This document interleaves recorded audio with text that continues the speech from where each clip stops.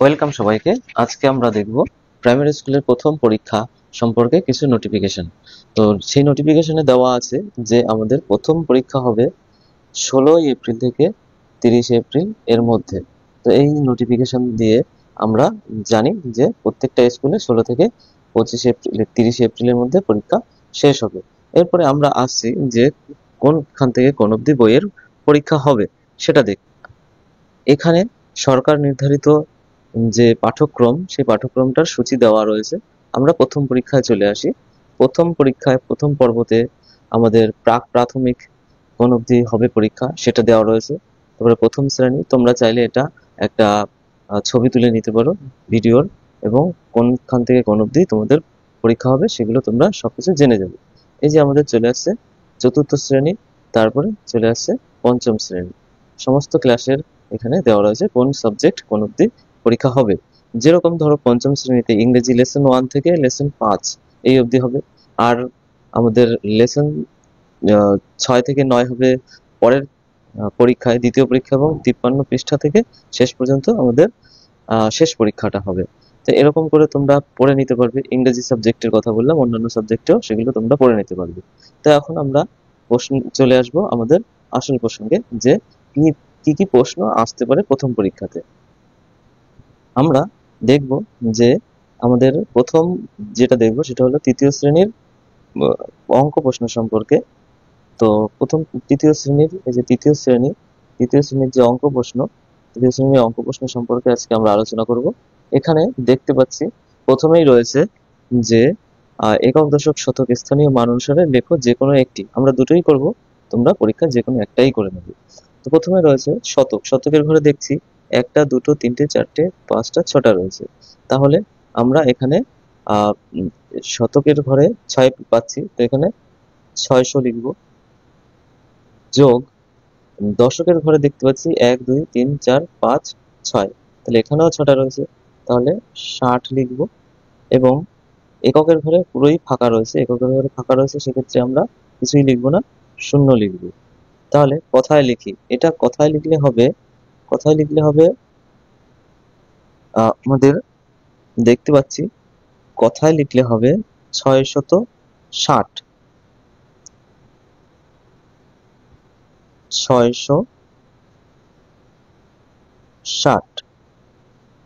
বা 660। তাহলে এটা আমাদের প্রথমটা হয়ে গেল।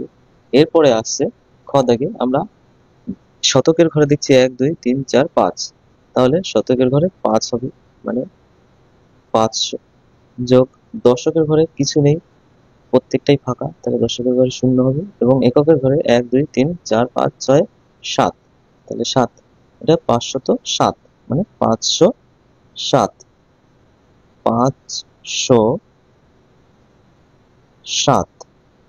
এরকম কথায় লিখে লিখবো, এবং অঙ্কে লিখবো 507। আমাদের প্রথমটা কমপ্লিট হলো। এবার আসবে আমাদের নির্দেশ মতো কোড। ঠিক আগের সংখ্যাগুলি ফাঁকা ঘরে লেখো। 130, 130-এর আগে 129 হবে। আমরা এদিক থেকে না গুনে এদিক থেকে লিখলে আমাদের সুবিধা হবে।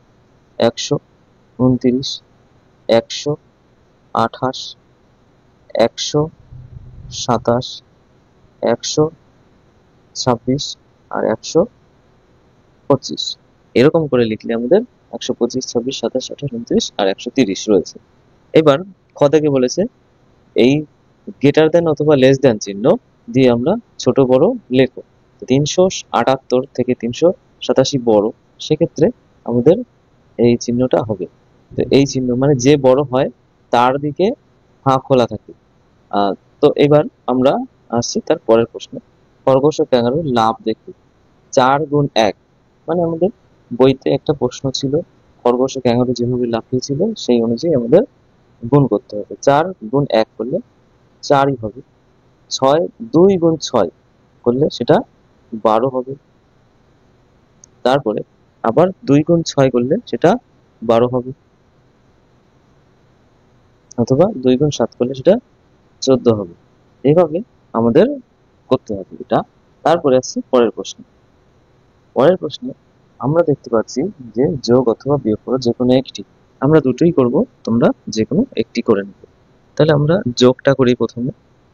আমরা দেখতে পাচ্ছি 4+9, 4+9 করলে 13 হয় এবং তার সাথে আরো 5 যোগ করলে 18 হয়। 18-র 8 হাতে আমার 1 থাকে, তোমরা সেগুলো হাতেই দিয়ে নেবে, কোথাও করগুনে হাতে আমার 1 রয়েছে, সেই 1 4-এর সাথে যোগ করলে 5, 5-এর সাথে আরো 2 যোগ করলে 7, হাতে এবার কিছু নেই, 3 আমাদের বসে যাবে, 378 এভাবে হলো। তারপরে আসছে আমাদের এবার বিয়োগটা করতে।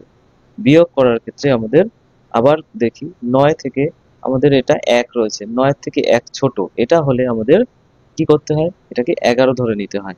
আমরা এর আগে 10 যোগ করে নিচ্ছি, তাহলে 9 থেকে 11 পর্যন্ত গুনলে 2 হয়, 2, কিন্তু হাতে আমরা 1 ধরে নিয়েছিলাম, সেই 1 এর সাথে যোগ হয়ে গিয়ে হয়ে যাবে আমাদের, এটা মনে মনে ধরতে হবে 2। 2 থেকে আমাদের এই 0 মানে 10 পর্যন্ত গুনতে হবে। এখানে 2 থেকে 10 পর্যন্ত গুনলে 8 হয়, তোমরা গুনে নেবে সেটা। এটাকে 10 ধরে নিয়েছি মানে আমাদের হাতে আবার 1 বেশি ধরে নিয়েছি, সেখানে এই একটা এখানে মনে মনে ধরতে হবে, ধরে নিয়ে আমাদের 4 অব্দি গুনতে হবে, হবে হলো আমাদের 3, তাহলে 382 হবে। এবার আসবো তার পরের প্রশ্ন, অঙ্কের ভাষায় সমাধান করে যে কোনো দুইটি, তাহলে অঙ্কের ভাষায় আমরা এগুলো সমাধান করব।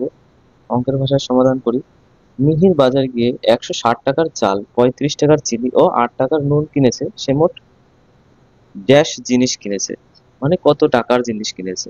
তাহলে আমরা এইগুলো কোথাও একটা আলাদা জায়গায় যোগ করে নেবো। আমরা কিরকম করে করব, তোমাদের কাছে নিশ্চয়ই রাফ পেজ থাকবে, 160, তারপরে 35, তারপরে 8, এগুলো যোগ করে নেবে। তো যোগ করতে গেলে 8 আর 5 13, 3 হাতে আমাদের 1, 3 আর 1 4, 4 আর 6 10-এর 0, হাতে আবার 1, 1 এর 1 2, 203 টাকা। তাহলে সে 203 টাকার জিনিস কিনেছে, আমরা এটা মুছে দেব। তো এবার তারপরে আছে, আজ মাসুমের জালে 198টি রুই মাছ উঠেছে আর দীপুর জালে 176টি রুই মাছ উঠেছে, কার জালে রুই মাছ কটা বেশি উঠেছে। তাহলে আচ্ছা, আমাদের এখানে অনেকটা জায়গা ফাঁকা রয়েছে, এখানেই অঙ্কগুলো করে নিতে হবে। ঠিক আছে, তাহলে আমরা এখানেই অঙ্কগুলো করে নেব। দেখতে পাচ্ছি আমি ক দাগ, ক দাগটা এখানে করে নিই, ক দাগ বাদ দিয়ে করি। ক দাগে লিখবো যে বাজারে গিয়ে 160 টাকার চাল, তাহলে চাল কিনলো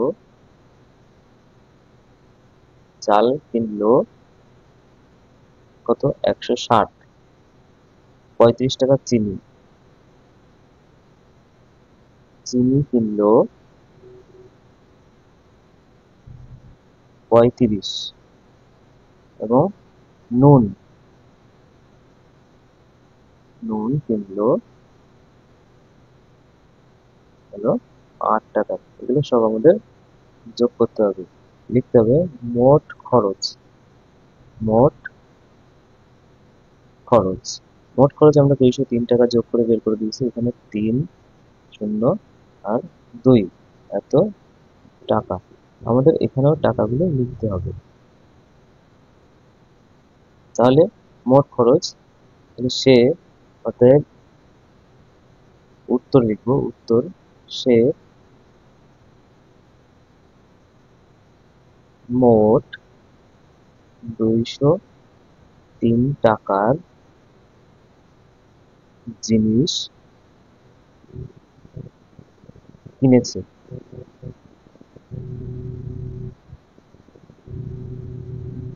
ব্যাস, এবার পরের অঙ্কটা আমরা এই পাশে করব। পরের অঙ্কটা আমি অন্য কালার দিয়ে করছি। তাহলে খ দাগে, খ দাগে বলেছে যে আজ মাসুমের জালে 198টি রুই মাছ উঠেছে আর দীপুর জালে 176টি রুই মাছ উঠেছে, কার জালে রুই মাছ কটা বেশি উঠেছে। তাহলে মাসুমের জালে উঠেছে বেশি, দেখতে পাচ্ছি, তাহলে মাসুমের জালে 198টি রুই মাছ, আচ্ছা, আর দীপুর জালে কার থেকে কটা বেশি সেটা বের করতে গেলে আমাদের বিয়োগ করতে হবে। বিয়োগ করব, বিয়োগ করলে দেখা যায় এটা 2 হবে, 6 থেকে 8 অব্দি গুনলাম 2 হবে, 7 থেকে 9 অব্দি গুনলাম আবার 2 হবে, তাহলে 22টি, 22টি। তাহলে আমরা উত্তর লিখব, উত্তর লিখব মাশরুমের জালে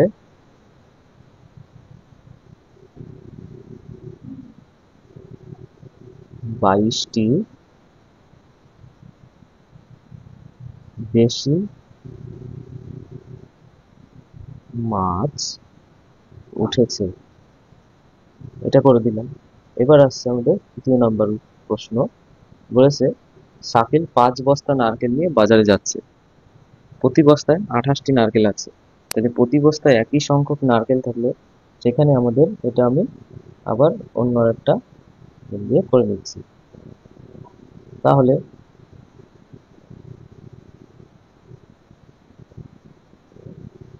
তাহলে আমি এটা করছি, শাকিল 5 বস্তা নারকেল নিয়ে বাজারে যাচ্ছে। 5 বস্তা নারকেল, এর প্রত্যেকটিতে 28টি নারকেল রয়েছে। তাহলে গ দাগে প্রতি বস্তায় নারকেল 28টি। অতএব মোট নারকেল 28 গুণ 5। 5 এটা 40, 0 হাতে থাকে 4, 5 দুগুণে 10 আর 4 14টি, মানে 140টি। অতএব উত্তর লিখব শাকিল মোট 140টি নারকেল মোট, আচ্ছা, নিয়ে যাচ্ছিল।